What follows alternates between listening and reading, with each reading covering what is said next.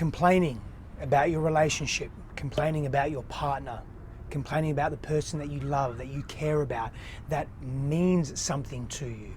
It diminishes polarity. It distances healthy masculinity and healthy femininity from matching and meeting each other. It diminishes intimacy. How do you expect to have sex, to make love, to be charged, to be in unison, to be flowing with each other, to be seeing each other, to witness each other, when behind your partner's back you are complaining about your partner? I would do this all the fucking time. I lived in this space, and the people that I surrounded myself with, they lived in this space as well.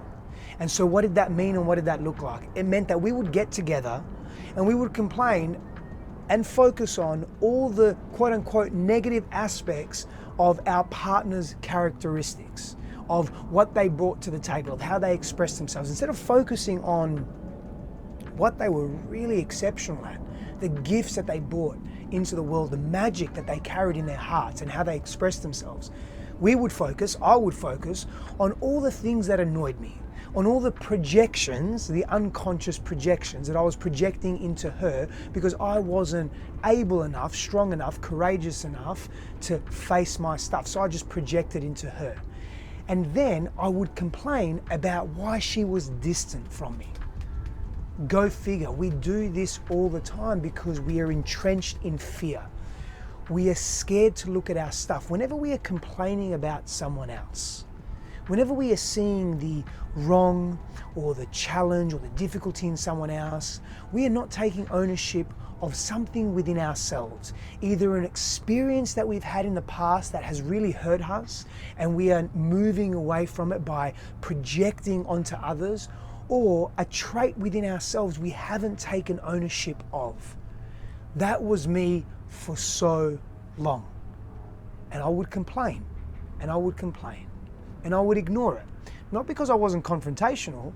In fact, quite the opposite. I was hyper confrontational. So I would complain and I would be confrontational with my partner. So I would be creating even more distance. Now, in a healthy masculine posture, I don't need to argue. I don't complain. I address. I step forward with courage. I take ownership of my actions. I wasn't in my healthy masculine. I was in shadow masculine traits. So what would I expect to be bringing out of my partnership? Even now in my marriage today, if I'm in an unhealthy masculine posture where I'm not stepping into responsibility and full ownership of who I am, it affects my partner. It affects her healthy feminine expression. So instead of being this merging, this beautiful merging that takes place, there's this battering of heads that takes place and this distance that occurs because of that. And then, if I'm in an unhealthy snowball down the mountain, I then complain about that. Now, I don't gossip about that so much to other people, and I didn't do too much of that in my past, but I did it. But I complain to myself. I create these stories, and I lay a meaning upon these stories of what I think I'm seeing in my partner, instead of addressing it in a non-confrontational way, but addressing it and being honest with it. And instead I complain about it internally, and I make up these stories about what she's doing to me, or how she's showing up to me, or how she's not showing up. And I'm making it about me, and I revert back into this stage one unhealthy place of relating, which is a hyper selfish place. It's all about me. It's all about what am I getting? What can I gain? How can I benefit? How can I really live into this, but only for me? How can I feel good? Short-term gratification, excessive hedonistic pleasure, because there's nothing wrong with hedonism, and there's nothing wrong with pleasure, should I say. But this excessive pursuit of short-term gratification and hedonism, it distances us from deepened intimacy as well. And so when we're in avoidance and when we're complaining, and when we're complaining, we're in avoidance of looking at what's really unraveling and addressing the core and the truth and the essence of the issues. When we're in that place, We're in this short-term, quick fix gratification. Let me do everything I can to avoid actually dealing with the substance in the relationship, and let me move to some distractions. So I'll either complain or gossip about it. I'll either go to food, I'll go to training, go to sex, go to porn, whatever it may be, right? This was in the past. Now, I'm in avoidance now, I stew in it. And these days it's not as long, it's a few hours, maybe a day or two, and then I go to my partner and I address it in a calm, collected way, in a way that it's not being false, I'm not pretending to be calm. I've actually processed it myself. I've allowed myself to feel the feelings fully, which is something I never used to do. I never used to process on my own. And so back to this distraction that we use these distractions, and what happens is we distance ourselves more and more and more. And instead of being in two healthy poles, masculine and feminine, because there's the magnetism right there, right? Instead of being in those healthy polarities, we're distanced from each other. We're not connected intimately. Our inhibitions come up. Our insecurities come up. We fear to be seen now. And we don't want to show ourselves because we're fearful of rejection, we're fearful of abandonment, we're fearful of losing ourselves in that space. And so we continue to distance ourselves more and more and more. And we lose ourselves, get more upset, we get more distressed, we blame more because the ego doesn't want to blame itself, it doesn't want to assume responsibility. And I've been caught in those cycles over and over and over and over again. And not only have I lost parts of myself, I've lost an opportunity to heal a part of me that could have been healed, that could have been worked through, a wounding that could have been processed through working it out with my partner in intimacy, in connection. Not that they would solve the problem for me, because it's not about that. No one can solve our problems, no one can take away our pain. However, we're relational beings. And we can serve each other by holding for each other in the healthiest of ways. And we do that. We show up to ourselves and we show up to relationship in a healthy pole, in a healthy way. When we've taken care of our own work, when we've done our own work, when we've gone deeper into ourselves, when we've allowed ourselves to express. Not last night, but the night before, Christine and I were having a conflict. We're having an argument. And I sat there in stillness and in silence thinking about what do I want to say, but more importantly, not what I want to say, how do I really want to approach this? Do I want to approach it from a place of, in the past, I have projected, blamed and shamed others? Do I want to approach it that way? Or do I want to take ownership of what I'm thinking and what I'm experiencing, how I'm showing up to this relationship, and just take ownership for that? Not take responsibility for her, only take responsibility for me. Not project into the dynamic, not blame, just look at me. Now, that may sound selfish, but it's looking at me with a very specific intention. It's looking at me and asking the question of, how can I evolve myself and this dynamic right here and right now?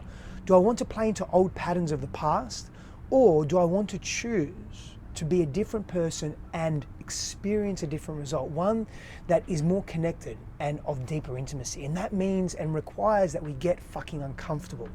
So I had to get uncomfortable and Christine had to get uncomfortable. We both had to take ownership of the ways that we were behaving, which was really coming from old past patterns, protective strategies that we've used in the past. Because, the brain is a pattern recognizing machine and it recognizes patterns in its environment. And so sometimes when you're experiencing challenge or conflict in a relationship, it can be reminiscent of, or it can remind you of previous relationships or even younger relationships when you're a little child and you were battling to be seen as a child with your parents or your primary caregivers. And you develop this hurt, and so you develop strategies to protect you from this hurt. And sometimes memories of that come flooding back to us.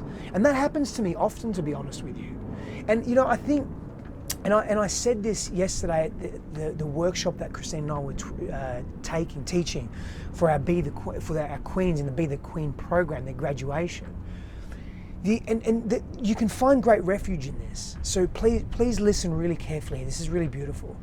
When I figured out that the trauma that I've experienced, it's never really going to go away, because it's it's embedded in the unconscious self, and the unconscious self is timeless. And the reason why these memories and these traumas and these pains and these fears are embedded in the unconscious self, particularly in the body is the unconscious self and the unconscious mind, is because at the time of trauma we suppress these emotions because it's too intense to deal with. It's too intense for the consciousness and the psyche in that moment to deal with, so we push it away. And it's a great coping strategy to help keep us alive and help keep us almost grounded and focused and survive in that moment, but ongoing, it's not a really healthy process. So as conscious, evolved human beings, we get the opportunity to actually work through our stuff in that way and shift some of those patterns. Now what we can do is we can't really remove those traumas, but we can shift our relationship to them, and the relationship and the meaning to the memories of those traumas and of those pain points. And so in that moment a couple of days ago when I was sitting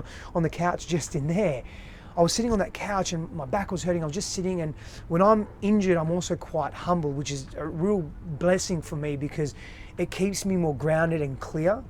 I step into humility because I realize the importance of my physical body, and I become very grateful. And so I was able to be in my angst and be in my pain and be in my anger. And I was able to express to Christine, I'm angry, Christine. And I processed some of my anger by myself, but I was able to go into that conversation and say, I'm angry, Christine, and this is why I'm angry. But instead of barking that at her or projecting on her, vomiting that anger on her, as opposed to explaining it where she could hear it, she wouldn't feel threatened because of my emotional volatility, which is how I've been in the past. She was able to receive that and see her role in the dynamic. And we were able to not only converse but connect. Not only converse but connect. I'll say that one more time. Not only converse but connect. Because we were both being real and we both chose not to come from old wounding. Because in the past I would have been very defensive because I wasn't seen as a kid. I was judged harshly as a kid. That's how I viewed myself. I was critiqued as a child. My voice didn't really matter. Not always, but the vast majority of the time for me, for my little boy. And so anytime I feel I'm not being heard, I would retaliate. I would become big. I would become fucking angry in the world and become aggressive and hurt others before they hurt me. Because I couldn't do that as a kid and I couldn't protect myself, but as an adult, as a big, strong adult, I can. And so last night the night before, I undid some patterning. And my partner, realizing and seeing that, held space for me and I held space for her, and it was reciprocated. It was a beautiful exchange of opening and breaking a pattern. And in those moments, we were able to step into the core essence of our own polarity. Mine is masculine, hers happens to be feminine. It's not always like that. We have both masculine and feminine energies within us. They reside within us, and in those moments we complemented each other under challenge and difficulty, and we forged a deeper level of intimacy through challenge and through difficulty. And that's known as challenge intimacy or difficulty intimacy. It's another form of expressing intimacy and closeness and connection and love. And it was fucking amazing. It was heart opening and it was liberating. More importantly than anything else, it was liberating. And I'm grateful for that experience. My invitation to you is to recognize in your life where you may notice that you're coming from old ways that aren't serving you anymore. And can you just let them go? Can you step into a deeper version of yourself, a version of yourself that is being called forward by the future version of yourself that knows who you are being in the present right now is actually a version of the past. Don't mean to confuse you. Let that sit for a moment. I want to wish you power and blessings. I want to say thank you for being here. Please, whatever you are being and doing in the world, come from a place of now, not from a place of the past. Because in the now, you will liberate yourself. In the past, you'll keep repeating versions of yourself that truly do not align with your truth or who you wish to be. Power and blessings. I'll see you again soon.